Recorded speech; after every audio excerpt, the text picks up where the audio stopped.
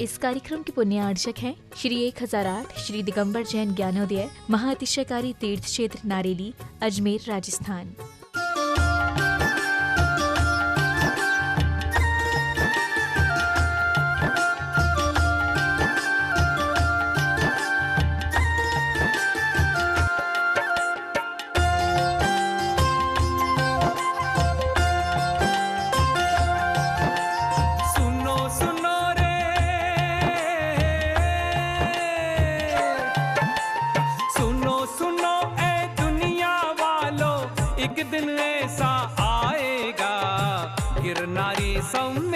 शिखर सा ज्ञानोदय बन जाएगा। गिरनारी समेत शिखर सा ज्ञानोदय बन जाएगा। मुनि सुब्रत भगवान की प्रतिमा, मुनि सुब्रत भगवान की प्रतिमा का दर्शन अति सुखकारी। जब से प्रभु विराजे तब से मेला लागे अति भारी। जब से प्रभु विराजे तब से मेला लागे अति भारी। सुनो सुनो रे शुभ संदेशा, एक दिन ऐसा आएगा। गिरनारी समेत शिखर सा ज्ञानोदय बन जाएगा। गिरनारी समेत शिखर सा ज्ञानोदय बन जाएगा।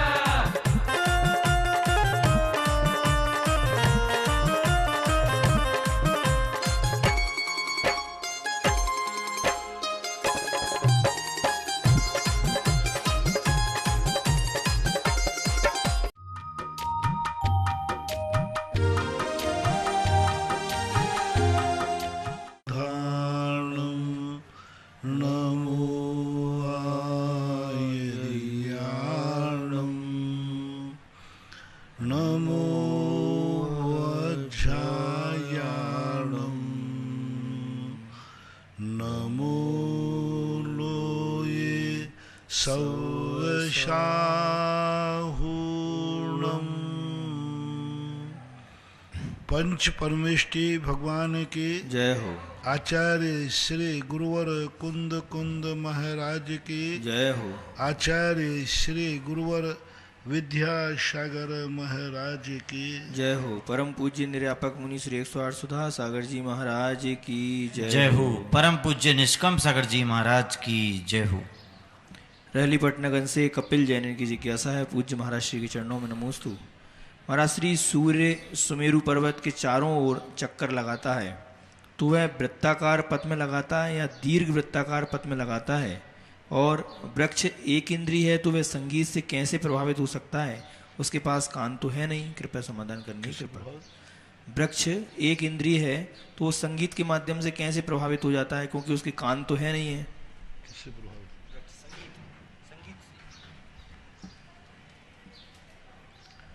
मेरू पर्वत के साथ देखो क्या है, एक साथ दो विरोधी प्रश्न मत किया करो।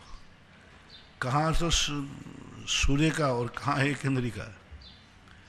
तो यहाँ पर जो सूर्य है वह मेरू के निकट नहीं, लगभग 45,000 योजन दूर से चक्कर लगाता है।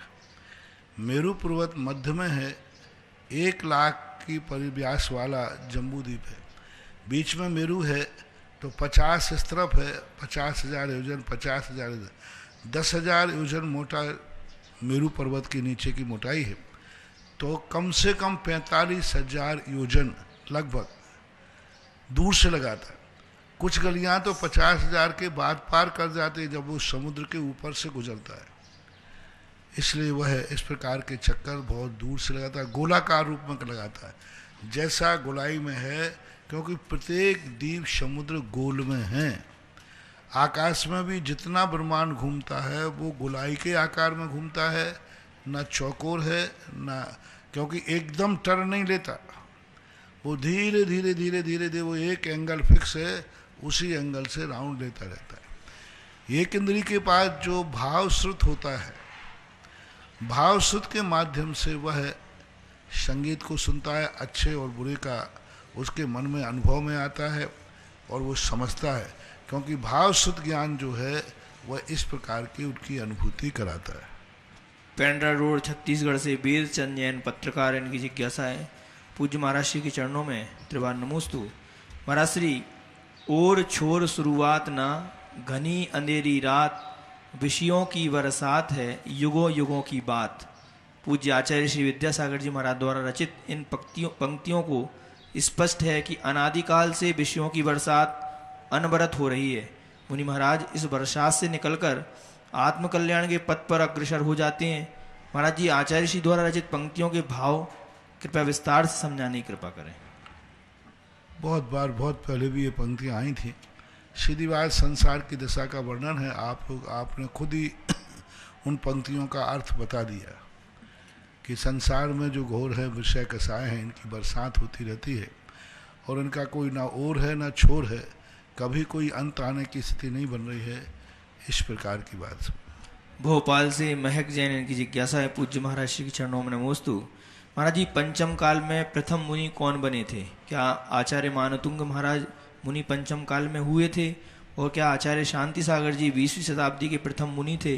तो उनके पहले मुनि कौन थे और किस शताब्दी में बने थे? कृपया समाधान करें। प्रथम द्वितीय के चक्कर में पढ़ते क्यों? वो मुनि थे, ये पक्का है। प्रथम थे कि अद्वितीय थे? वो तो अद्वितीय थे। प्रथम और द्वितीय का चक्कर बड़ा झगड़ा झंडा है। इस युग के प्रथम आचार्य तो सब पूज्यवर, सबसे पहले किसी ने दीक्षा ली तो तीर्थंकर ऋषभदेव ने दीक्षा ली थी। पहले दीक्षार्थी वही थे। इसलिए अब भगवान आदिनाथ का दीक्षा दिवस पड़ा तो हमने उसे दीक्षा दिवस के नाम से कहा कि पहली दीक्षा उन्होंने ही ली थी, उसके पहले किसी ने दीक्षा इस युग में नहीं ली। शांति सागर संयम दिवस नाम दिया था।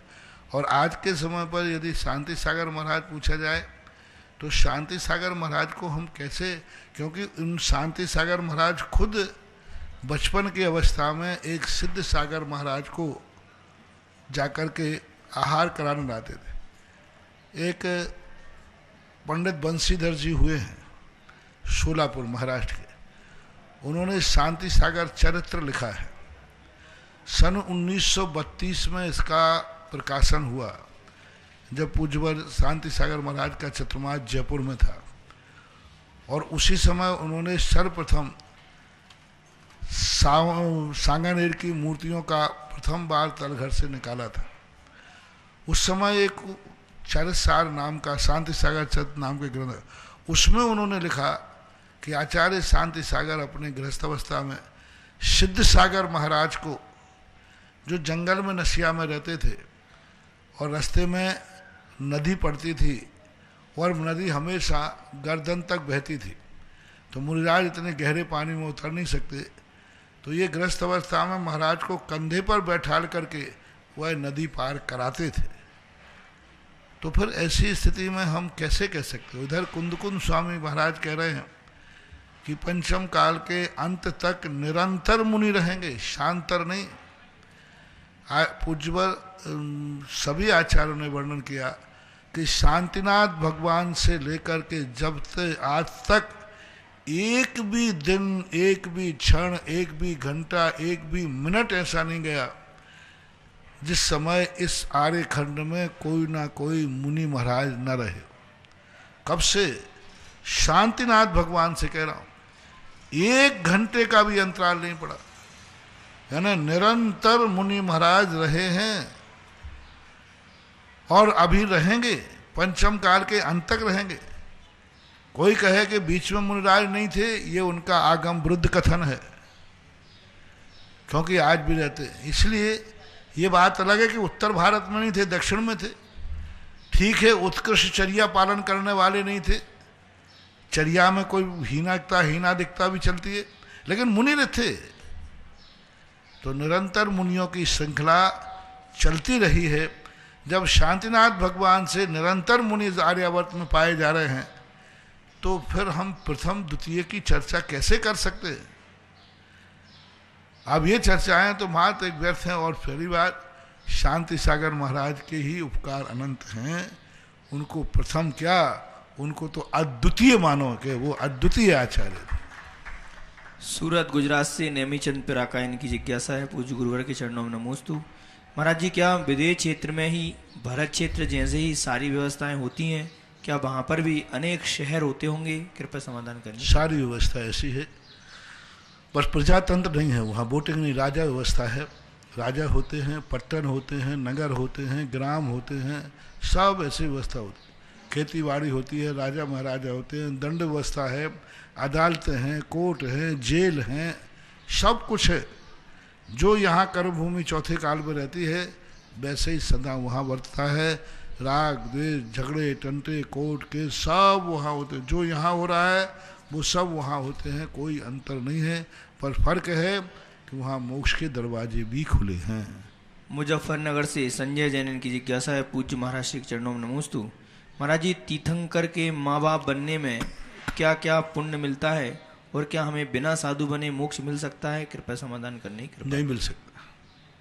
पुण्य बनने का अर्थ क्या? वो पुण्य ही है। तीर्थंकर के माता पिता बनना ही पुण्य है। क्या पुण्य मिलेगा? वो तो पुण्य का फल मिल गया उनको। सबसे बड़ा पुण्य उनको मिल गया कि उनकी गोदी में तीर्थंकर खेल रहे हैं, उनके आंगन में तीर्थंकर खेल रहे हैं। वे तीर्थंकर के माता पिता होना ही पुण्य है। फल की तो बात बहुत दूर रही। और बिना मुनि बने बिना तो मोक्ष भगवान को नहीं हुआ तो भगवान के बाप को क्या होगा? विदिशा से श्रीमती अंजू जैन की जिज्ञासा है, पूज्य महाराज श्री के चरणों में नमोस्तु।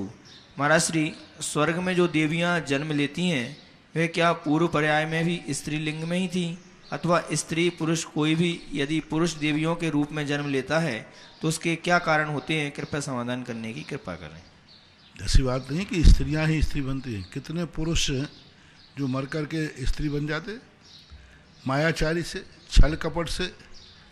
जो व्यक्ति सदा मायाचारी करते हैं, छल कपट करते हैं, अपने शरीर के प्रति श्रृंगार भाव करते हैं, बार बार अपने शरीर को संभालना, ब्यूटी पार्लर जाना, बार बार कोई क्रीम है, बार बार दर्पण देखना, हाँ ये सब स्त्री भेद के वध के कारण है। अब दिन भर ही दर्पण देखते रहते, संभालते रहते बाल, अपने आप को राग रंजित करना, हमेशा ब्यूटी पार्लर जाना, अपने शरीर का श्रृंगार, शरीर के प्रति जितना राग भाव होगा वह सब स्त्री भेद के बंध के कारण है। छल कपट होना, हमेशा मायाचारी करना, हमेशा दूसरों की गुप्त बातें सुनने का प्रयास करना, ये स्त्री भेद के बंध के कारण कहे शास्त्रों में। दूसरे की गुप्त बातें सुनने में रुचि रखना कि इसके अंदर की बातें मुझे पता चले, तो ये सब स्त्री भेद के बंध के कारण है। स्त्रियों के कार्यों में रुचि रखना, जो स्त्रियों के कार्य हैं उनमें रुचि रखने की बात होना, तो ये सब चीज़ें हैं, विचार नहीं मानी जाती। कोटा से नविता जैन की जिज्ञासा है, पूज्य महाराज श्री के चरणों में नमोस्तु। महाराज श्री, तत्वार सूत्र जी किस न्याय पर आधारित है? कृपया समाधान करने की कृपा करें। उनमें दोनों न्याय हैं, दोनों न्यायों का उन्होंने कथन किया। निश्चय न्याय, व्यवहार द्रव्यार्थिक न्याय, 3 न्याय द्रव्यार्थिक न्याय है, 4 न्याय व्यवहार न्याय है, पर्याय आर्थिक न्याय है। तो दोनों न्यायों का आलम्बन के रूप में हुआ। मुख्यतः व्यवहार न्याय का पक्ष लेकर, क्योंकि मार्ग का कथन है, कारण का कथन है, उन 6 द्रव्य, उन 7 तत्वों का वर्णन किया जो व्यवहारिक रूप से हमारी ज्ञान का विषय बनते हैं। महाराज श्री, दूसरी जिज्ञासा इनकी है कि महाराज श्री, एक जीव दूसरे जीव पर उपकार निश्चय ऐसे कैसे करता है? यदि ऐसा मानते हैं तो कर्तापन आएगा? कृपया समाधान करने की कृपा करें। निश्चय न्याय का सबसे बड़ा उपकार कहा है आचार्यों ने कि वो किसी को बाधा नहीं पहुंचा, यही उपकार। पूज्यवर अकलंग स्वामी ने श्री राजवात्मक में कहा, सिद्ध भगवान का जनता के ऊपर क्या उपकार है?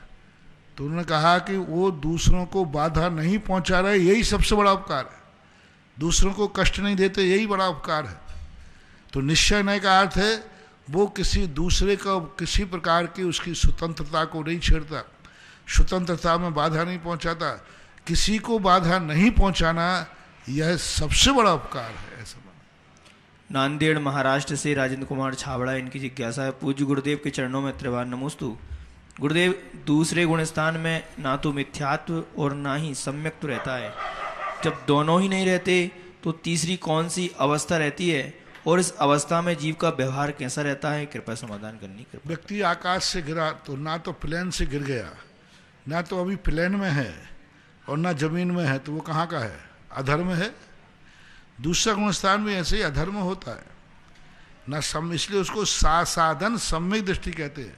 सम्यक दर्शन की आसाधना की है, लेकिन फिर भी वह अज्ञानी भाव में आता है, क्योंकि अनंतानुबंधी कसाय का उदय है। ऐसा अमरपाटन से राजीव जैन की जिज्ञासा है। पूज्य आराध्य गुरुदेव के चरणों में त्रिवान नमोस्तु। महाराज जी, भोगभूमि में पूर्व भाव के बैरी के कारण देवों द्वारा ले जाकर डाले गए जीव वहाँ संभव हैं। वहाँ पर मनुष्य क्या करते होंगे, वहाँ से वापस कैसे आते होंगे, और जैन सिद्धांत कोश भाग 3 में 236 में पढ़ा, कृपया इसका स्पष्ट करने की कृपा करें। मनुष्य के लिए हाँ, देखो, त्रियंशों को मानसोत्तर पर्वत के बाहर भी कोई जीव फेंक सकता है देवता। मनुष्यों को यदि भोग भूमि में फेंक देगा तो वो कौन लाएगा? कोई नहीं आएगा, मर जाएंगे, वहीं पर मर जाते हैं। वही देवता उठा कर या दूसरा देवता उठा के ला सकता है, विद्याधर कोई उठा के ला सकते हैं, लेकिन यदि कोई उठा के नहीं लाया तो वहाँ मरण को प्राप्त हो जाएगा। महाराज जी, भोगभूमि में मुनि महाराज तो होते नहीं है। अगर कोई नहीं, विद्याधर मुनि महाराज भोग भूमि में नहीं होते। महत पूज्यवर जिनसेन स्वामी ने महापुराण के अंदर आदिनाथ के पूर्व भाव के जीव को संबोधन करने के लिए एक मुनिराज ने भोग भूमि गए और भोग भूमि में जाकर के आदिनाथ के जीव को संबोधन करते हैं। तो ये उल्लेख संबोधन के लिए भोग भूमि मुनिराज जा सकते हैं, जाने में कोई बाधा नहीं, पर भोग भूमि या जीव कभी मुनिराज नहीं बनेंगे और कोई मुनिराज वहाँ अधिक समय रुकेंगे नहीं। महाराज जी, अधिक समय से मतलब एक आध आहार तो नहीं, आहार तो ले ही नहीं सकते। भोग भूमि या जीवों का जो आहार है मुनिराज ले ही नहीं सकते, क्योंकि उनके परिश्रम का आहार नहीं है। कल्प वृक्षों का आहार मुनिराज नहीं करते हैं, उनका स्वयं का आहार तो है ही नहीं। इसलिए भोग भूमियों के जीवों के साथ आहार की व्यवस्था नहीं होती। वो तो मार्ग संबोधन आदि करके गए, संबोधन करके सीधे आकाश मार्ग से उड़ जाएंगे। जस्सू जी के खेड़ा से प्रवीण जैन की जिज्ञासा है। पूज्य गुरुदेव के चरणों में त्रिवान नमोस्तु। गुरुदेव, मिथ्यात्व के द्वारा जीवन में दुखों का अंबर लगा रहता है। रहणसार ग्रंथ में बताया गया है। गुरुदेव, हम श्रावक मिथ्यात्व से कैसे बच सकते हैं, क्योंकि व्यवहारिक जीवन में कहीं ना कहीं मिथ्यात्व तो हमसे हो ही जाता है। कृपया समाधान करने की कृपा करें। कम से कम सबसे पहले भावनात्मक निर्णय तो करें। द्रव्यात्मक क्रियाएं कुचित कजाचित करनी पड़ती हैं, लेकिन अंदर भावना से तो स्वीकार करें कि ये गलत है, ये मिथ्यात्व है, इसको मैं स्वीकार नहीं कर सकता हूँ। तो अंदर से तो परंपरा में परिणाम हो कि ये देवी देवता आदि खोटे देव आदि ये कुछ करने धरने वाले नहीं हैं, कुछ भी काम में आने वाले नहीं हैं। मैं भी इनको श्रद्धा से नहीं पूज रहा हूँ, लेकिन मेरी मजबूरी है। तो इस प्रकार का कम से कम भाव का परिवर्तन तो हो, और भाव का परिवर्तन हो करके द्रव्य से वो पूरा बचने का प्रयास करना चाहिए। टिकेत नगर वाका 12 वाकी से सरिता जैन की जिज्ञासा है। पूज्य गुरुदेव के चरणों में त्रिवान नमोस्तु। महाराज जी, मैं ये जानना चाहती हूँ कि हम श्रावक कोई आरिका माता जी, एलक चुल्लक या वस्त्रधारी उनको गुरु बना सकते हैं क्या? कृपया समाधान करें। नहीं बना सकते, गुरु है ही नहीं। गुरु पद मात दिगंबर मुनि ही बन सकते हैं। 5 गुरु जो होते हैं वे ही हैं। ये आपके आदरणीय हो सकते हैं, ये आपके सम्मान के योग्य हो सकते हैं, आपके बड़े हो सकते हैं, पथ पृथक हो सकते हैं, लेकिन गुरु नहीं हो सकते। गुरु तो जब तक उनके पास एक धागा भी है तब तक वे गुरु बन नहीं सकते, चाहे कोई भी गुरु हो। कितना भी उन्होंने ज्ञान दिया हो, उन्हीं के कारण से तुम घर से निकले हो। कोई आर्का रेलक शुल्लक ने तुम्हें संबोधन दिया हो और उन्हीं के माध्यम से आप निकले हो, तो भी वो तुम्हारे गुरु नहीं हो सकते। यदि उनको गुरु मानोगे तो नियम से आपको कुगुरु खोटे गुरु के दोष लगेगा, क्योंकि कुगुरु का लक्षण यही है जो अस्त्र वस्त्र से रहित होते हुए सुगुरु और अस्त्र वस्त्र शस्त्र से रहित होते हैं, उनके संबंध में विपरीत स्थिति बनती है। इसलिए वो जो गुरु मानते हैं तो वो बहुत गलत है, नहीं मानना चाहिए और स्वयं ही अलग शुल्लक कारिकाओं को बोलना चाहिए। परंतु भैया मैं गुरु नहीं हूँ, गुरु तो दिगंबर मुनि ही होते हैं, मैं तुम्हारा मात पद प्रदर्शक हूँ। अपने आप को गुरु जी कहलवाना भी नहीं चाहिए। कोई अलग शुल्लक कारिका को कोई गुरुदेव कहता है, तुरंत टोक देना चाहिए कि नहीं, मैं गुरु नहीं हूँ, मैं श्रावक हूँ। गुरु तो दिगंबर मुनि ही होते हैं। ऐसा महाराज जी, कोई गुरु माँ बोले, ये सब गलत हैं। ये सब चीज़ों पर विचार करना चाहिए, ठीक नहीं। पूजनीय पद हैं, सम्माननीय पद है। पलक जैन इनकी जिज्ञासा है। पूज्य महाराज श्री चरणों में नमोस्तु। महाराज जी, अचौर की 5 भावनाओं में विषमवाद भावना के अंतर्गत अचौर्य किस प्रकार से घटित करेंगे, कृपया समाधान करने की कृपा करें। क्योंकि हम साधर्मी से विसंवाद कर रहे हैं, हम उसकी बात को तिरोहित कर रहे हैं। विसंवाद, उसने जो कहा है वो भी तो सत्य बोल रहा है आपने, हम उसको नकार रहे हैं, विसंवाद कर रहे हैं। तो जब हम साधर्मी की किसी बात को मतलब गलत कहेंगे तो वो चोरी के दोष में ही आएगा, क्योंकि हम उसकी बात को सुनना ही नहीं चाहते हैं, बल्कि विसंवाद करना चाहते हैं। विसंवाद सदा ही चोरी में और ठगी में आता है। नसीराबाद से सुभाष जैन, इनकी जिज्ञासा है, पूज्य महाराज श्री के चरणों में नमोस्तु। महाराज जी, पद्म पुराण के स्वाध्याय में आया है कि मगध देश के प्राणी स्त्रियों को चर्म की पुतली के समान देखते थे, तो महाराज जी इसका स्पष्ट करने की कृपा करें। मगध देश के जो पुरुष थे स्त्रियों को चर्म की पुतली के समान, चर्म चमड़ा चमड़े की पोटी के समान देखते थे। अब इसके कई अर्थ हो सकते हैं। एक है, उनको मतलब राग बुद्धि से नहीं देखते थे, ये चर्म की पुतलियां हैं। जैसे पुतली होती ना चर्म के, तो ये जब पुतलियां होती पुतलों के, इसी प्रकार ज्ञानी पुरुष उनको चर्म की पुतलियां मानता था कि ये खिलौना है, ये मनोरंजन के साधन है।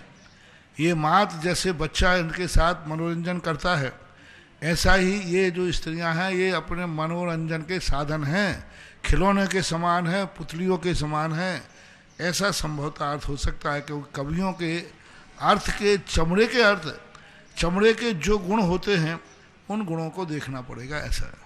भीलवाड़ा से पारस कुमार ठोला, इनकी जिज्ञासा है, पूज्य गुरुदेव के चरणों में नमोस्तु। महाराज श्री द्रव संग्रह के अनुसार सिद्ध भगवान की षड गुण हानि वृद्धि रूप उत्पाद व ध्रुव रहता है।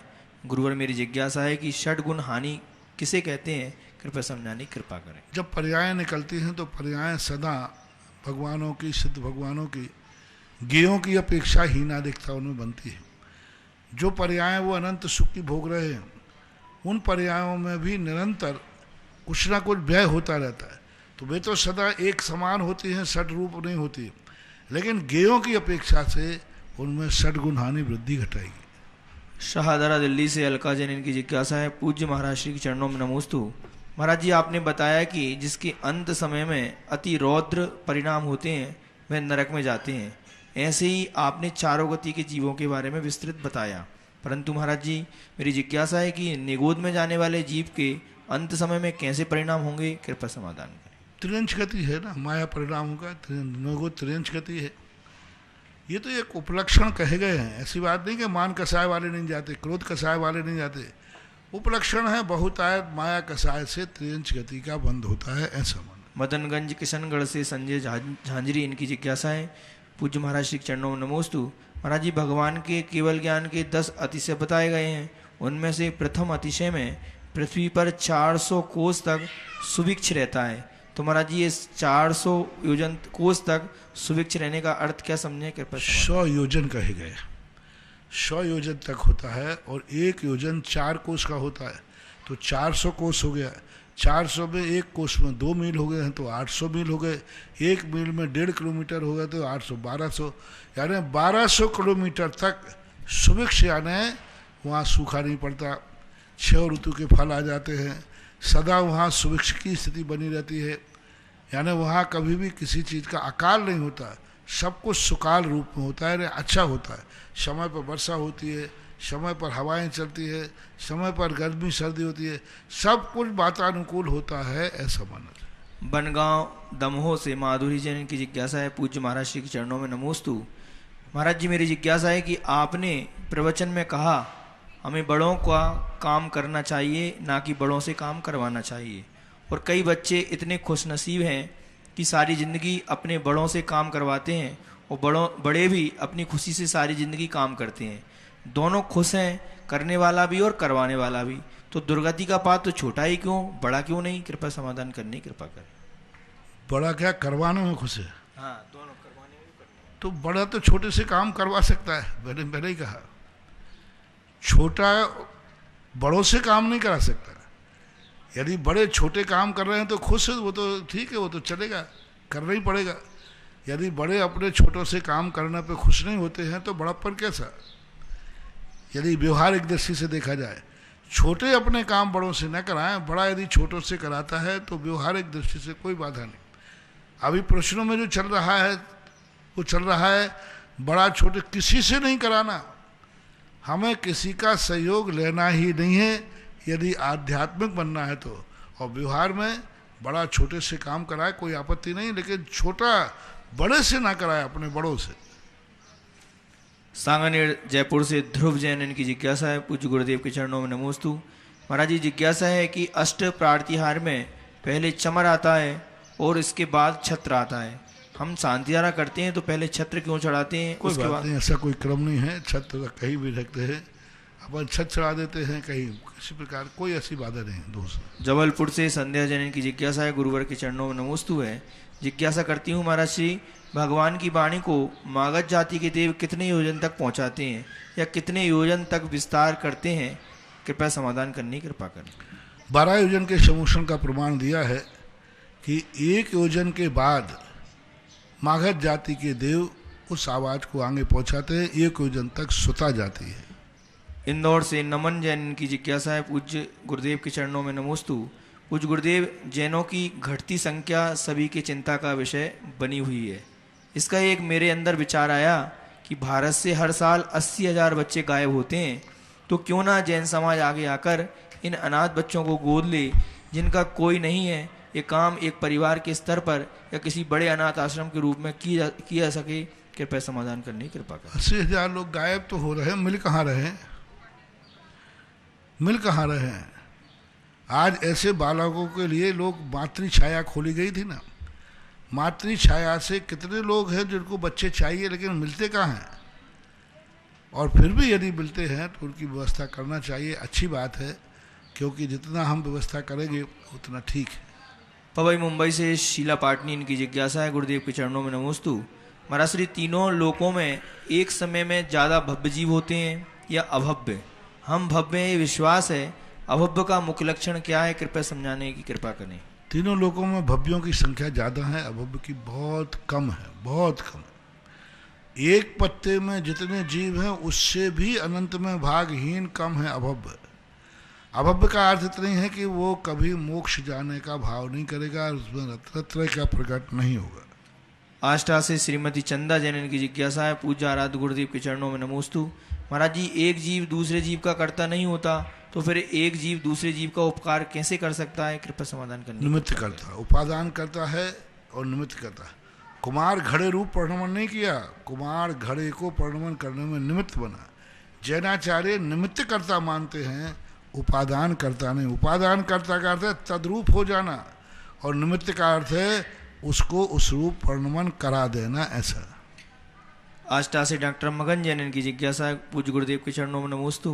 महाराज श्री, धर्म, अधर्म और आकाश ये तीनों द्रव्य अमूर्त हैं, अस्थि, इनमें वर्तना कैसे घटती होगी? कृपया समाधान करने की कृपा करें। ये तीनों धर्म, अधर्म और आकाश तीनों द्रव्य अमूर्त हैं, तो इनमें वर्तना कैसे होती होगी? वर्तना वो अपने द्रव्य मूर्त अमूर्त से वर्तना का क्या लेना?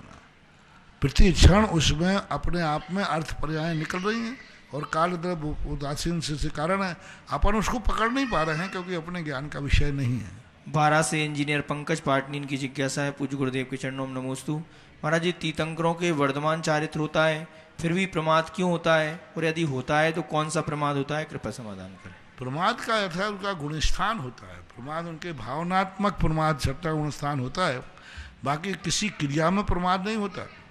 15 प्रमादों में किसी क्रिया में शिथिलता नहीं लाते, बस कर्म के उदय के कारण उनकी कसाय में थोड़ी तीव्रता आती है तो प्रमाद आता था। कुशलेशु अनादराय तभी प्रमाद है। तो इस प्रकार का कुचित कदाचित प्रश्न एक नियोग रूप में है, चलाकर उनके जीवन में कोई प्रमाद की स्थिति नहीं बनती। रावत भाटा से नकुल जैन, इनकी जिज्ञासा है, गुरुदेव के चरणों में त्रिवार नमोस्तु। महाराज श्री, पद्मनंदी पंचविंशतिका में उपासक संस्कार में श्रावक धर्म के लिए 12 व्रतों का वर्णन किया गया है। इसके उपरांत देश व्रत अलग से दिया है, तो यह 12 व्रत तो दूसरी प्रतिमा में आते हैं, तो इन 12 व्रतों का पालन नहीं करता जो करता वो श्रावक की कोटि में नहीं आएगा? कृपया समाधान करें। 12 व्रतों का पालन नहीं करता वो वृत्ति श्रावक नहीं कहेगा। पाक्षिक और नैष्ठिक श्रावक होते हैं, वो वृत्ति श्रावक नहीं है, आवृत्ति श्रावक में तो आएगा। परम पूज्य आचार्य गुरुदेव श्री विद्यासागर जी महाराज के आज्ञानुवर्ती शिष्य निर्यापक श्रवण मुनि पुंगव श्री सुदासार जी महाराज के मुखारविंद से होने वाले जिज्ञासा समाधान में अपने घरों पर टीवी के समक्ष जिनवाणी चैनल, सुधा कलश चैनल के माध्यम से जिज्ञासा भेजने वाले, सुनने वाले, देखने वाले उन सभी भक्तगणों की ओर से गुरुवर के चरणों में त्रिभा नमोस्तु नमोस्तु नमोस्तु। सहसकूट जिनालय में एक प्रतिमा आई है। 71 में राजेश जैन, छवि जैन, सुभद्रा, अंकित, शशि, रोहितक हरियाणा। दूसरी प्रतिमा आई है शिवरार्थी आशीष जैन, श्रीमान बैनीचंद, शिखरचंद, केवलचंद सपरिवार साहेबपुरा बिटौनी। तीसरी प्रतिमा है मनीष कुमार, शिवानी, हर्षित, तन्वी जैन, A127 सर्वोत्तम नगर रेलवे स्टेशन के पास साबरमती अहमदाबाद। एक प्रतिमा आई है 71 में अखिलेश, मंजुलता, अनुराग, अंकुर, बजाज, चंदेरी, अशोकनगर। एक प्रतिमा आई है श्रीमती निधि जैन, श्रेयांश जैन, शालीमार बाग, दिल्ली। और इस क्षेत्र के विकास हेतु जीर्णोद्धार हेतु 21,000 रुपए की राशि शिखरचंद, क्रांति जैन सपरिवार भोपाल। सभी के दान की अनुमोदना के सम्मान में ताली हो जाएंगे और प्रथम जिज्ञासा पुनः रिकॉर्डिंग के माध्यम से चलेंगे। प्रातः स्मरणीय परम उपकारी मेरे परम पिता गुरुवर के चरणों में शत नमन। गुरुवर, आज भक्तामर स्तोत्र के काव्यों को सभी साधु संत ज्ञानी विद्वानों ने इसे रोगों को दूर करने का लालच देकर इन काव्यों को मंत्रित करते हैं और पानी का गिलास और लौंग इत्यादि रखवाते हैं तथा फिर उस पानी को पीने के लिए कहते हैं और इसे नाम देते हैं कि यह भक्तामर हीलिंग है। और विशेष रूप से 45 काव्य का तो हर घर पर पानी का गिलास रखकर मंत्रित किया जा रहा है। तो क्या गुरुवर यह ठीक है, यह मिथ्या तो नहीं है क्या? मेरी जिज्ञासा का समाधान की। पीने की जहाँ तक सवाल है तो ये पीने की परंपरा तो हमारे आगम में कहीं लिखी नहीं। भक्तांबर की महिमा जरूर है, भगवान बहुत प्रसिद्ध है, लेकिन पीने की परंपरा तो नहीं है, कहीं भी ऐसा देखने में नहीं आया और ऐसा करना उचित नहीं है। लेकिन अब ठीक है, दुनिया भर के मिक्सचर पी रहे हैं वो, तो मंत्रों से कोई पिला देता है, लेकिन उचित नहीं है, ठीक नहीं है। अगली जिज्ञासा पुनः रिकॉर्डिंग के माध्यम से। मेरे परम पूज्य गुरुवर, आपके चरणों को कोटिशा नमन। पूज्य में हेमंत कुमार जैन, सुदर्शनोदय तीर्थ क्षेत्र आवास से। महाराज श्री, लगभग 2 वर्ष पहले आपका इस तीर्थ क्षेत्र से विहार हुआ था। इस 2 वर्ष में लगभग 100 नए तीर्थ रक्षक बनने का सौभाग्य पूरे भारतवर्ष के श्रेष्ठियों ने प्राप्त किया है। उसमें कुछ परिवार तो ऐसे हैं जिन्होंने सीधे आपकी वाणी सुन करके तीर्थ रक्षक बनने का सौभाग्य प्राप्त किया। कुछ परिवार ऐसे हैं जिन्होंने पहले इस क्षेत्र पे छोटी शांतिधारा बहुत कम राशि से कम राशि 2100 रुपये की या 1100 रुपये की राशि शांतिधारा करवा कर फिर उसका चमत्कार जब उन्होंने देखा तो यहाँ पर आजीवन तीर्थ रक्षक के सदस्य बन गए और कई लोग यहाँ पर आजीवन विधान के सदस्य बन गए। तो महाराज श्री, हम सबकी जिज्ञासा है क्या इस क्षेत्र में माटी में चमत्कार है, क्या प्रतिमा का भी इतना अतिशय, शानधारा का इतना अतिशय है? ये सब हम सबकी जिज्ञासा है। पूज्य नमोस्तु। सुदर्शनोदय तीर्थ क्षेत्र के संबंध में आवा की बात है ना, वहाँ के संबंध में पहले ही बता चुका हूँ। वो क्षेत्र ही एक ऐसा है, वहाँ पर बैठ करके भी यदि कोई ध्यान करे या उसका नाम ले भगवान का, तो अपने आप में बहुत सारी उनकी शक्तियाँ के माध्यम से वह लाभ ले सकता है। शांति धारा का भी महत्व है। शांति धारा कहाँ की जा रही, इसका अलग महत्व है। ये ध्यान रखना, एक ही क्रिया अलग अलग काल में, अलग अलग क्षेत्र में, अलग अलग व्यक्ति द्वारा इनके सबके प्रभाव अलग अलग होते हैं। शांति धारा एक की जा रही है, कहाँ पर की जा रही है? एक घर के चैत्यालय में कर रहा है, एक पंचायती के मंदिर में कर रहा है, एक तीर्थ क्षेत्र पर कर रहा है और एक तीर्थ क्षेत्र में भी बड़े अतिशयकारी तीर्थ पे कर रहा है। सबके फल अलग अलग होंगे। जैसे बीज एक समान होता है, लेकिन अलग अलग खेतों में बोने पर उसकी फसल अलग अलग आती है। बीज एक है लेकिन खेत अलग अलग हैं, तो फसल भी अलग अलग आएगी। इसलिए ये मत मानना चाहिए कि सभी क्षेत्रों की शांति धारा, सभी मंदिरों की शांति धारा एक समान है, एक समान। कई लोग तो ऐसा धंधा बोले हमारे यहाँ वहाँ मत जाओ, वहाँ कराओगे तो पैसा ज़्यादा लगे, हम तो आकर के आप 101 में भी करा दूंगा, 1100 में भी करा दूंगा। लोगों ने ऐसा कर लिया जैसे सब्जी मंडी हो ना, बाजार में टमाटर बिकते हो, ऐसा लोभ दे रहे हैं। लोभ नहीं, अरे वहाँ 101, 101 में करा रहे हैं, हर क्षेत्र का पहले प्रभाव पड़ेगा। वो क्षेत्र कौन सा है, कहाँ है, कैसा है, उस क्षेत्र पर अलग अलग शांति धारा होंगी। आप 1100, 11,000 का एक मानिए, आप क्षेत्र देखिए, क्षेत्र का देखने के बाद वो मूर्ति कैसी है जिस मूर्ति पर शांति धारा होना है, पर मूर्ति के बाद देखिए कराने वाला कौन है, कौन करा रहा है। एक पुजारी करा रहा है, एक नौकर वाला व्यक्ति करा रहा है, एक वेतन भोगी करा रहा है, कौन करा रहा है? पहले इसका बात देखिए, किसके मुख से शांति धारा हो रही, कौन से क्षेत्र, हर क्षेत्र की शांति धारा अलग अलग है। सब क्षेत्रों की शांति धारा एक समान मत समझना कि अपन तो कहीं भी शांति धारा करा लो सब एक समान, नहीं। शांति धारा वही है, लेकिन क्षेत्र कौन सा है, उस क्षेत्र की स्थिति क्या है। दूसरा वह कौन करा रहा है शांति धारा, एक नौकर करा रहा है, एक कौन करा रहा है, कौन पढ़ रहा है उन मंत्रों को, किसके मुंह से निकल रहे हैं बीजाक्षर। एक किसी मुनिराज के मुख से निकल रहे हैं, किसी एक त्यागी वृत्ति के मुख से निकल रहा है, कोई ब्रह्मचारिणी पढ़ रही है, कोई आरका माता जी पढ़ रहे हैं, कोई हेलक शुल्लक पढ़ रहे हैं। सब एक क्रम है। और एक ग्रस्त पढ़ रहा है, उसका प्रभाव अलग अलग पड़ता है। किसके मुख से शांति धारा हुई है उसका बहुत बड़ा प्रभाव पड़ता है। तो द्रव्य, क्षेत्र, काल, भव, भाव का सबका अलग अलग प्रभाव पड़ता है।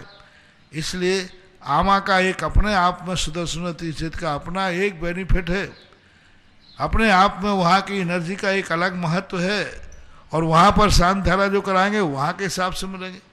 चौलेश्वर में कराओगे चौलेश्वर का मिलेगा, तपोदय में कराओगे तपोदय का मिलेगा, ज्ञानोदय में कराओगे तो ज्ञानोदय का मिलेगा। सारी दुनिया में मुनि सुब्रतनाथ भगवान है, लेकिन ज्ञानोदय के मुनि सुब्रतनाथ भगवान की शक्ति बहुत पावरफुल है। तुम कहो किसी भी मुनि महाराज, किसी भी मुनि सुब्रतनाथ पे करा लो, गांव के मंदिर में भी रखे हैं मुनि सुब्रतनाथ पीतल के, नहीं। स्थापना निक्षेप में भली भगवान एक थे, लेकिन जितनी मूर्तियां हैं सब मूर्तियों के मुनि सुब्रतनाथ की अलग अलग शक्ति होगी, अलग अलग उनका स्थान होगा, अलग अलग उनका गंधोदक होगा, प्रभावकारी गंधोदक होगा, ऐसा मानना चाहिए। अगली जिज्ञासा अपना रिकॉर्डिंग के माध्यम से। गुरुदेव कोटिशय नमोस्तु। ब्यावर से कमल राव का एक जिज्ञासा है, किसी ज्ञानी व्यक्ति के मिथ्यात्व अनंतानुबंधी का उदय चल रहा हो तो क्या उसको उपदेश देना व्यर्थ है? गुरुदेव, क्या शास्त्रों में ऐसे उदाहरण भी आए हैं क्या कि अज्ञानी को दिया गया उपदेश व्यर्थ चला गया? कृपया करुणा करके जिज्ञासा का समाधान करने की। कसाय और मिथ्यात्व की तीव्रता क्या है? मारीच को देखो, अज्ञान का उपदेश मारीच को भगवान ने उपदेश दिया, परिवार ने उपदेश दिया, लेकिन व्यर्थ गया। कितने जीव हैं मुनिराजों के शास्त्रों में भरे पड़े जो मुनिराज ने उपदेश दिया लेकिन उस पर कोई प्रभाव नहीं पड़ा। लेकिन अनंतानुबंधी और मिथ्या दृष्टियों के लिए भी उपदेश दिए गए। महावीर के जीव को उठा लो, 10 भाव पहले मुनिराज वो मिथ्या दृष्टि था, अनंतानुबंधी कसाय में था, त्रियंच था, लेकिन मुनिराज ने उसको संबोधन दिया, उसको वैराग हो गया। और कुछ ऐसे हैं जो मुनिराज के संबोधन पर भी नहीं मानते, संबोधन देने पर उनको और कसाय भाव बनते। तो ये दोनों भंग हैं। मिथ्यात्व के और अनंतानुबंधी के उपदेश देने वालों को भी नहीं सुधार पाए, और यदि उनको नहीं देंगे तो फिर सुधरेंगे कैसे? देशना लब्धि तो मिथ्या दृष्टि को ही होती है, इसलिए मिथ्या दृष्टियों को ही देशना दे करके सम्यक दृष्टि बनाया जाता है। एक और सहसकुट जिनालय में एक प्रतिमा 171वें शादी की सालगिरह के अवसर पर विकास सृष्टि दृष्टि स्वस्ति जैन इंदौर की ओर से, और एक प्रतिमा 171वें राहुल अंजुला शुभम प्रिया जैन 75 प्रेमपुरी निवासी मेरठ। बंधु, एक बहुत अच्छी बात मैं आपको बताना चाहता हूं पूज्य गुरुवर के चरणों में निवेदन करते हुए कि आज ये लाइव टेलीकास्ट जो चल रहा है, चाहे पारस चैनल हो चाहे जिनवाणी चैनल हो, हम एक जिनवाणी का प्रकाशन कराते हैं। और प्रकाशन करा के आप कितनी पुस्तक प्रकाशन कराओगे? 1000, 2000, 3000, 5000। लेकिन जिनवाणी के माध्यम से जिनवाणी का प्रसार हो रहा है, आज लाखों लोग देश विदेश में बैठ करके जिनवाणी का रसास्वादन करते हैं। इससे बड़ा पुण्यार्जन करने का सौभाग्य आपको नहीं मिलेगा। मैं ये कहना चाहता हूं कि जिनको पारस चैनल पर, जिनवाणी चैनल पर प्रवचन और जिज्ञासा समाधान प्रेषित कराना है, जन जन तक जिनवाणी को पहुंचाना है। ऐसे लोग हमारे कमल भाई राव का जो भी जिज्ञासा कर रहे थे उनके पास संपर्क करें और आप अपनी चंचला लक्ष्मी का उपयोग करके, मैं समझता हूं जीवन भर का सारा पुण्य एक तरफ और लॉकडाउन में जिनवाणी को घर घर तक पहुंचाना सबसे बड़ा पुण्य का कार्य है। तो जो लोग भी इच्छुक हों कमल राव का व्यावर वालों से संपर्क करेंगे, उनके नंबर आप सबके पास होंगे, नहीं होगा तो हम आपको टीवी के फ्लैश के द्वारा आपके पास पहुंचा देंगे, आप संपर्क करेंगे। और इससे बड़ा पुण्यार्जन और जिनवाणी का रहस्य उद्घाटन कराना, मैं समझता हूं कि पूरे जीवन में आप स्वाध्याय नहीं कर पाए, लेकिन स्वाध्याय कराने में सहयोगी बनेंगे, उतने लोगों का 6वां हिस्सा तुम्हारे अकाउंट में पुण्य अर्जन करने में जुड़ेगा। इस बात का विशेष ध्यान रखेंगे। जिज्ञासा पुनः रिकॉर्डिंग के माध्यम से। परम पूज्य निर्यापक श्रमण रत्न मुनि पुंगव श्री सुधा सागर जी महाराज के श्री चरणों में सुरेंद्र भारती परिवार का त्रिवार नमोस्तु। परम पूज्य मुनि श्री, मेरी जिज्ञासा है कि सम्यक्त की 4 भावनाओं में जो पहली प्रसम भावना कही गई है, उसमें अपने परिणामों को शांत रखने के लिए क्या क्या उपाय करना चाहिए। वर्तमान कोरोना काल में सबसे अधिक जो रोगी हैं उन्हें शांत परिणामों की आवश्यकता है, कृपया समाधान कीजिए। जय गुरुदेव। प्रसम भाव, सम्यक दर्शन का प्रसम भावना नहीं है, प्रसम गुण है। सम्यक दर्शन के अंगों में सबसे पहले पूज्यपाद स्वामी ने श्री सर्वार्थ सिद्धि में प्रसम भाव का, प्रसम संवेग अनुकंपा आस्तिक, तो प्रसम भाव का सबसे बड़ी चीज है कि जब तक हम निमित्तों से प्रभावित होते रहेंगे और निमित्त में भी हम गलत निमित्तों से प्रभावित होते रहेंगे तो निमित्त बुद्धि हमें उत्तेजना लाती है, हमारे परिणामों में अशांति पैदा करती है। हम अपने प्रसम भाव को लाने का तो एक ही कारण है, जब तक हम उसका हानि लाभ पर विचार नहीं करेंगे। यदि मैं निमित्त पाकर के उत्तेजित हुआ या निमित्त के अधीन हुआ तो नुकसान क्या है, और अधीनता नहीं हुई तो लाभ क्या है।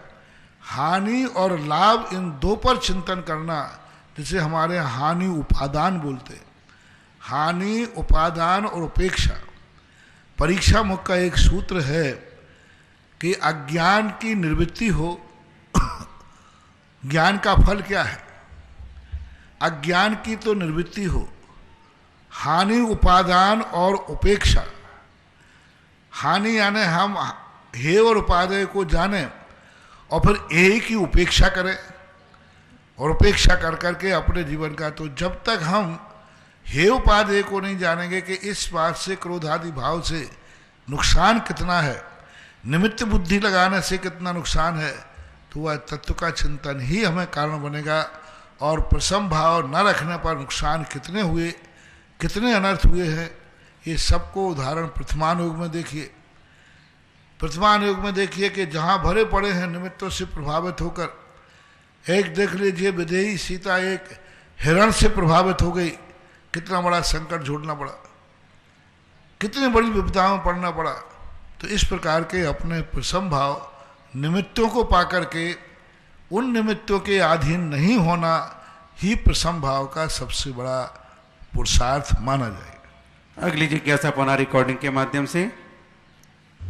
गुरुवर नमोस्तु नमोस्तु नमोस्तु। अखिलेश जैन नालंदा विद्यालय परिवार गुना से आपके चरणों में नमोस्तु करने के पश्चात गुरुवर, आज मैं उन प्रतिश्रावक के चरणों में भी सादर वंदन जय जिनेन करता हूँ, जिन्होंने अभी कुछ दिन पहले ही आपके चरणों में ऑनलाइन के माध्यम से 6 प्रतिमाओं के व्रत ग्रहण किए। ऐसे प्रतिश्रावक को सादर वंदना जय जिनेन। क्या सुनता है? आपका चरणों का सानिध्य पाकर भक्त संसार के सुख को चाहने वाले कंगाल से लखपति, लखपति करोड़पति और करोड़पति अरबपति बनते चले जाते हैं। और जो भक्त आत्मा के सुख को चाहते हैं वे व्यसनी होते हुए भी अपने आप को व्रती, व्रती से अणुव्रती और अणुव्रती से महाव्रती बना लेते हैं। गुरुवर, आपका आशीर्वाद तो सूर्य के प्रकाश की भांति एक समान होता है। तो जिज्ञासा ये है गुरुवर कि भक्तों के जीवन में ये परिवर्तन कैसे हो जाता है, कृपया जिज्ञासा का समाधान करें गुरुवर। नमोस्तु नमोस्तु। खरबपति बन जाता है, ऐसे ही जीवन में परिवर्तन कैसे आता है व्यक्ति के? देखो, कोई भी परिवर्तन गुरु जो मार्ग बताते हैं, वो मार्ग यदि सच्चा गुरु है तो मार्ग हमेशा व्यक्ति को जो बताया जाता है उस मार्ग पर जो चलता है वो ऊंचाइयों की तरफ ही पहुंचता है। शमंतभद्र महाराज ने प्रतिज्ञा की, देश्यामी समीचीनम धर्मम कर्म निवर्णम संसार दुखता सत्वान यो धरति उत्तम सुखे। मैं तुम्हारे उत्तम सुख को प्राप्त करने के लिए उपदेश दूंगा। गुरु की उपदेश, डॉक्टर की बात मानने पर, यदि अच्छा सही डॉक्टर है तो उसकी बात मानने पर हम स्वस्थ होते हैं। यदि सच्चा गुरु हो तो सच्चे गुरु की बात मानने पर हमारे गुणों में भी वृद्धि होती है, हमारे यहाँ और भी सब चीज़ों में वृद्धि होती है, मन प्रसन्न रहता है।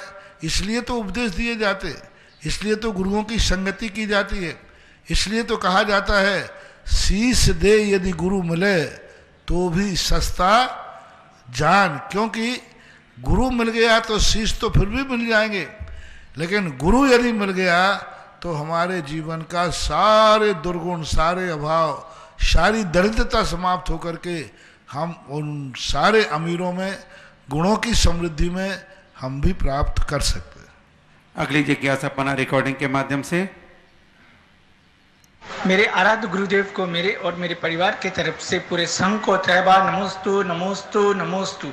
मैं वैभव काला सूरज से। गुरुदेव, मेरी जिज्ञासा है कि इक्ष्वाकार पर्वत क्या होता है और ये कहाँ होता है, कृपया जिज्ञासा का समाधान करें। नमोस्तु गुरुदेव नमोस्तु। इक्ष्वाकार पर्वत क्या होता है और कहाँ होता है? ईश्वाकार जो पर्वत होते हैं ये धातकी खंड और पुष्करार द्वीप में होते हैं, अपने जम्बू द्वीप में नहीं है। क्योंकि जम्बू द्वीप थाली के आकार का है और वे चूड़ी के आकार के। तो ईश्वाकार जब भी बनेगा तो जब कोई भी गोल वस्तु, अपन एक रिंग डाल दीजिए गोल को, ऐसा एक दो लाइनें खींचो, आप अपने कागज़ पर देख लीजिए, कागज़ पर एक गोल खींचिए, फिर 4-5 इंच बाद अगर दूसरा गेट खींच दीजिए और फिर उसमें एक लाइन से दूसरी लाइन को आप मिलाइए तो आपकी गोल लाइन अपने आप आएगी, ईश्वाकार। तो ये ईश्वाकार पर्वत जो हैं धातकी खंड में और पुष्करार द्वीप के अंतर्गत 2.5 द्वीप के जो पर्वत आ रहा हूँ वहाँ पर पाए जाते हैं। उनका आकार धनुष के आकार का होता है। मध्यलोक में, जम्बू द्वीप में ईश्वाकार पर्वत नहीं है। अगली जिज्ञासा पना रिकॉर्डिंग के माध्यम से। नमोस्तु महाराज श्री, मैं नीरज जैन जबलपुर से, मेरे परिवार की ओर से बारंबार नमोस्तु।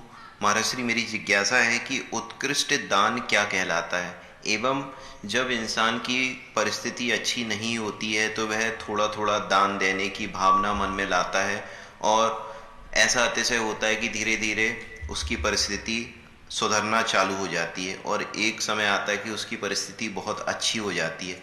महाराज श्री, उस समय उतना ही दान देने की, अधिक से अधिक दान देने की मन में भावना क्यों नहीं आती उस समय व्यक्ति के मन में, कि जब पहले वो परिस्थिति अच्छी नहीं थी तो थोड़ा थोड़ा दान देना शुरू कर दिया था, लेकिन आज परिस्थिति बहुत अच्छी है और वह दोनों हाथ से भी दान दे तो कम है, उस समय वह दान का दायरा सीमित कर लेता है। ऐसा क्यों होता है महाराज श्री? कृपया जिज्ञासा समाधान करें। नमोस्तु महाराज। पहली बात है कि दान का सबसे उत्कृष्ट दान वो कहलाता है अपनी शक्ति को नहीं छुपाना ही उत्कृष्ट दान। गज मोती भी उत्कृष्ट दान में नहीं आते हैं और शक्ति के अनुसार दिया जाए तो मक्के के दाने भी उत्कृष्ट दान कहलाते हैं। जय हो। मक्के के दाने भी उत्कृष्ट दान है। शक्ति क्या है?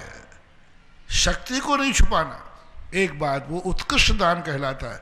कोई भी क्षेत्र में दान हो, लेकिन जो व्यक्ति आज गरीब थे और जब दान दे रहे थे, अमीर होने के बाद वे सब दान भूल जाते। गरज पड़े कछु और है, गरज सटे कछु और, तुलसी भांवर के पढ़े नदी शराबे मोर। ये बदमाश लोगों में आते हैं। इनको कर्म सिद्धांत बदमाश लोगों में डालता है। बदमाश क्या करता है, जब अटकी पड़ जाती है तो गधा को भी बाप कहता है और अटकी सुधर जाए तो बाप को भी गधा कहता है। तो ऐसे लोग भी होते हैं जो बाप को गधा कहते हैं और जब अटक जाए तो गधे को भी पाप कह देते हैं। तो ऐसे लोगों के ज़्यादा दिन अच्छे नहीं चलते। जो बुरे दिनों में धर्म करते हैं और उस धर्म के कारण उनके अच्छे दिन आ जाते हैं, वे अच्छे दिन उनके बहुत जल्दी खत्म हो जाते हैं। इसलिए हमेशा ध्यान रखना, तुमने जो गरीबी देखी है और आज अमीर हो गए हैं, तो जैसे जैसे तुम्हारे धन बढ़े ऐसे ऐसे आपका दान पुण्य बढ़ना ही चाहिए। और नहीं बढ़ेगा तो धीरे धीरे बदमाशों की एक बार चल सकती है, द्वारा फिर तुम कितना भी धर्म करना, कर्म यही कहेगा इसको धन मत देना, क्योंकि जब तक इसके पास गरीबी है तभी तक ये मंदिर आ रहा है, और जिस दिन अमीरी हुई उसी दिन ये मंदिर छोड़ देगा। जब तक मजदूर के आटे में पीपे में आटा है वो किसी की नहीं सुनता, और आटा खत्म हुआ नहीं हम मजदूरी पहुंचता है। कई लोगों की ऐसी आदत होती है कि जैसे उनको कुछ मिल जाएगा सब भूल जाते, उपकारी को भूल जाते, धर्म भूल जाते। प्राय अमीर आदमी कम धर्म करते पाए जाते हैं। अमीर आदमी कम धर्म अंदर जाएंगे, कम पूजा करेंगे, कम गुरुओं के प्रवचन सुनेंगे, उनका मन ही नहीं लगता, उनका तो भोग विलास में मन लगता है। ऐसे लोग बहुत जल्दी दर्द हो जाते हैं और ऐसी स्थिति बनती है कि वो फिर मुंह दिखाने लायक नहीं रहते। जब पहले उनकी हालत खराब थी, अब अच्छी हो गई, भगवान को भूल गए, अब फिर बुरी हो गई, भगवान में आएंगे तो मुंह दिखाने लायक नहीं रहेंगे उस समय। तो ऐसे लोगों के लिए हमेशा ध्यान रखना चाहिए, अपने अच्छे दिन जैसे ही बढ़ते जाएं, अपना धर्म भी बढ़ते जाना चाहिए, दान भी बढ़ना चाहिए। अगली जिज्ञासा अंजना जी गोदा खजूरी, और इसके बाद तैयार रहेंगे छवि जैन महुआ। नमोस्तु नमोस्तु नमोस्तु महाराज जी। महाराज जी, मेरी जिज्ञासा है कि तीर्थंकरों के काल में एक से अधिक गणधरों का होना शास्त्रों में बताया है, परंतु महावीर स्वामी के काल में केवल गौतम गणधर ही प्रश्नों का उत्तर देते थे, तो क्या अन्य गणधर कुछ नहीं करते थे? ऐसी बात नहीं है। 11 गणधर थे आदि सब देव, महावीर भगवान के, पार्श्वनाथ के 10 गणधर थे, आदिनाथ के 84 गणधर थे। सभी गणधर लोग, उनमें बड़ों की एक सभ्यता होती है।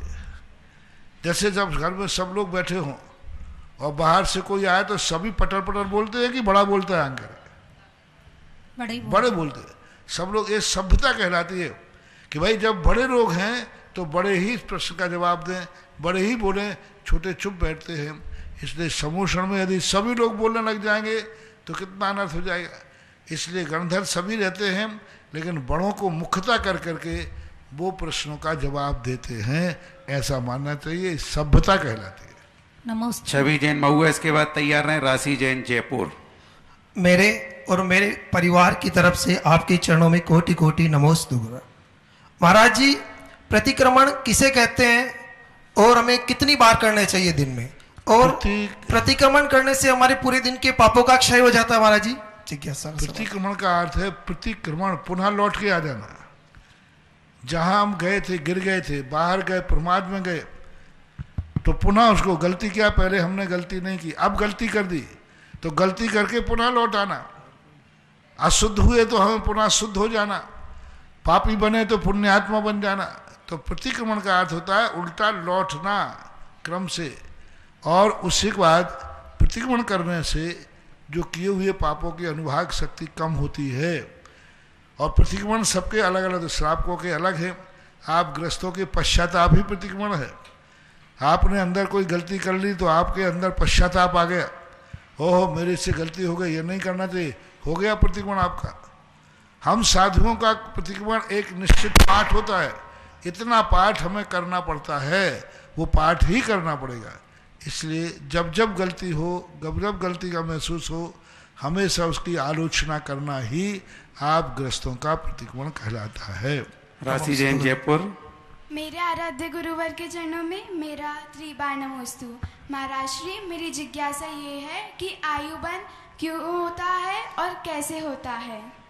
आयुबंध क्यों होता है और कैसे अरे होता क्यों है? होता है? अगले भाव में जाना है तो कहाँ जा भेजेंगे बोले? मरना है तो मरने के बाद दूसरे स्थान पर कितने दिन ठहरेगा, तो वो तो एक करना ही पड़ना व्यवस्था। और आयुबंध का अपने जो परिणाम होते हैं, मान लो 100 नंबर के परिणाम हैं, तो बीच में 33 से लेकर 66 नंबर तक के परिणामों में ही आयु बंद होता है, अर्थात मध्यम परिणामों में आयु का बंद होता है, ऐसा जानना चाहिए। राजेंद्र जी खजूरी, इसके बाद प्रकाश जी गंगवाल तैयार रहे। नमोस्तु गुरुदेव। गुरुदेव, मंदिर जी में प्रतिमाएं सम संख्या में विराजित कर सकते हैं, तो क्या वेदियां भी सम संख्या में विराजित हो सकती है? मैंने बहुत बार बता दिया, कल ही परसों बताया था। शम विषम का आगम में कोई चर्चा नहीं है, कोई चर्चा नहीं। लोग व्यवहार में चलता है तो कर लो, नहीं करो तो कोई जरूरत नहीं। प्रकाश जी गंगवाल। गुरु नमोस्तु गुरुदेव। आजकल गुरुदेव एक ये परंपरा या भावना चल गई है कि मंगलवार को वासुपूज्य भगवान का पूजा होने लग गई, और कोई कहते हैं कि तुम्हारे मंगल ग्रह है तो वासुपूज्य की पूजा करो, शनि ग्रह है तो मुनीश्वरनाथ की पूजा करो। क्या ये जैन धर्म के सिद्धांत से कहाँ तक उचित है? कभी कभी क्या होता है कि जब तुम्हारा ग्राहक तुम्हारे पास माल नहीं होने से पड़ोस में जाने लग जाता है, तो उस ग्राहक को पुनः बनाने के लिए तुम भी अपनी दुकान में वो माल रखने लग जाते हो, क्योंकि तुम्हें डर हो गया कि इस कारण से मेरा ग्राहक पड़ोस में जाएगा, तो वो माल रखने लग जाते हो। इसी प्रकार आज मिथ्यात्व का बोलाबाला चल रहा है। लोग कहते हैं हमें जैन दर्शन में बताओ, मुझे 7.5 ही लगा है शनि, हम तो गाड़े घोड़े की नाल लेने जा रहा है, शनि को तेल चढ़ाने जा रहे हैं, हम तो मंगल की महादशा लगी है तो सब आगम में आए, तो फिर हम तो जाकर के कहीं मंगल की महादशा को इस प्रकार से पूछेंगे। तो अब सारे लोग मिथ्यात्व को भागते हैं। ऐसी स्थिति में उन्होंने कहा कि रुको, शनिवार को कहीं मत भागो, मुनि सुब्रतनाथ के भगवान करो। यदि तुम्हारे घर का निकला हुआ कोई व्यक्ति वो कहे कि मैं घर के तो लौट के नहीं आ सकता हूं, तो या तो वो पड़ोसी में जाकर, पराए घर में जाकर भीख मांगेगा, और या फिर तुम्हारे दूसरे चाचा के घर में वो वापस आ सकता है। दोनों में से श्रेष्ठ कौन है? घर की बात घर में रह जाए। अब भगवानों में भेद कर रहा है, कम से कम मांगने का तो जिनेंद्र कोई ना।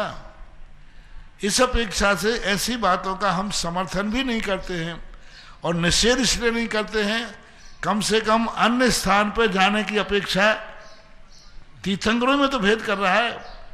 यदि उसको पुण्य कहेंगे कि भाई यहाँ किसी भगवान की कोई पूजा नहीं होती, तो वो जाके दूसरी जगह पूजा करेगा। तो अन्य जाकर के रागी द्वेषी देवताओं की पूजा करने की अपेक्षा वो जिनेंद्र भगवान की कर रहा है, इस अपेक्षा से निषेध नहीं करना चाहिए।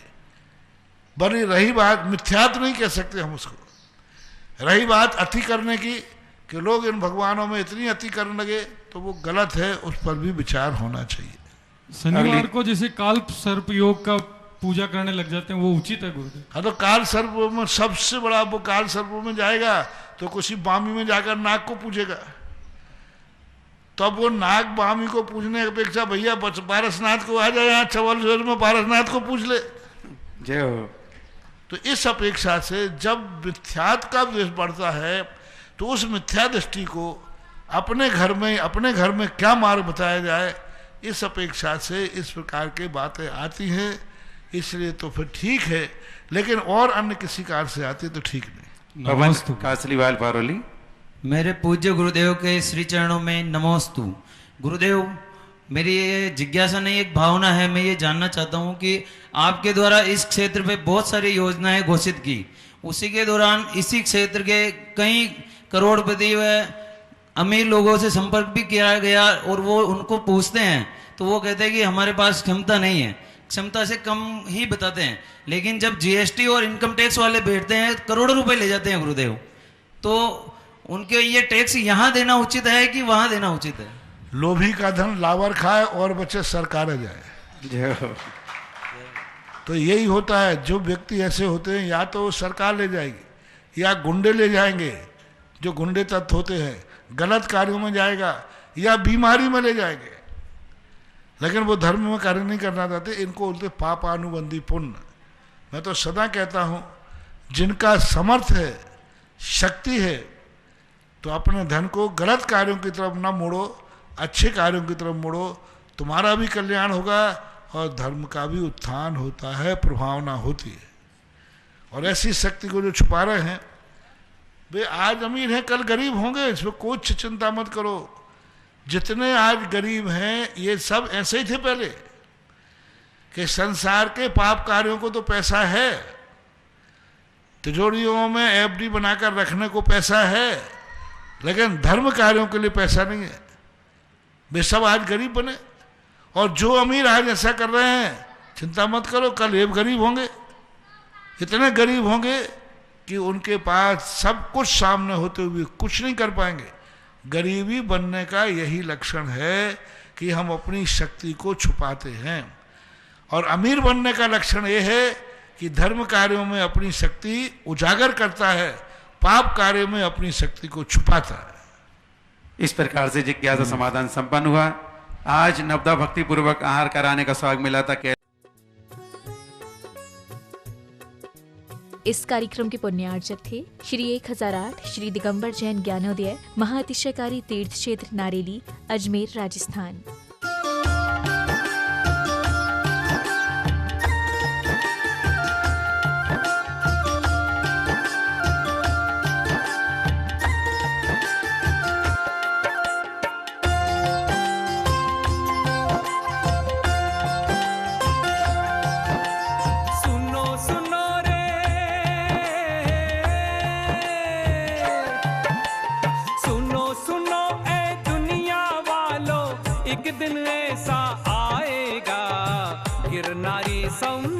शिखर सा ज्ञानोदय बन जाएगा। गिरनारी समेत शिखर सा ज्ञानोदय बन जाएगा। मुनि सुब्रत भगवान की प्रतिमा, मुनि सुब्रत भगवान की प्रतिमा का दर्शन अति सुखकारी। जब से प्रभु विराजे तब से मेला लागे अति भारी। जब से प्रभु विराजे तब से मेला लागे अति भारी। सुनो सुनो रे शुभ संदेशा, एक दिन ऐसा आएगा। गिरनारी समेत शिखर सा ज्ञानोदय बन जाएगा। गिरनारी समेत शिखर सा ज्ञानोदय बन जाएगा।